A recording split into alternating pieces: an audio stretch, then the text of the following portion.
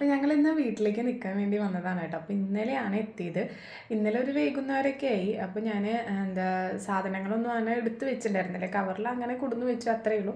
അപ്പോൾ ഇന്ന് രാവിലെ നമുക്ക് അമ്പിക്ക് സ്കൂളുണ്ട്.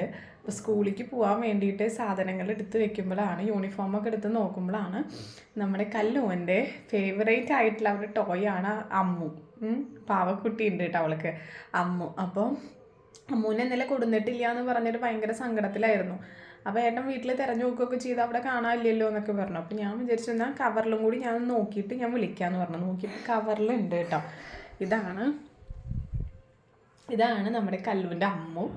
അയ്യോ, ഇതിന് എവിടെയും വെക്കില്ല കേട്ടോ. ഇന്നലെ അറിയാതെ എന്തോ ഇന്നലെ അവളെ കയ്യിൽ ആപ്പിൾ ഉണ്ടായിരുന്നു. അപ്പോൾ ആപ്പിളിൻ്റെ കവർ പിടിച്ച് വന്നപ്പോൾ ഇതിനെ അങ്ങനെ വണ്ടിയിൽ വെച്ച് പോരുക ചെയ്ത്. ഞാനത് നേരെ എടുത്ത് കവറിൽ വെച്ചിരിക്കുന്നു, പക്ഷെ എനിക്ക് അതിൻ്റെ ഓർമ്മയില്ല.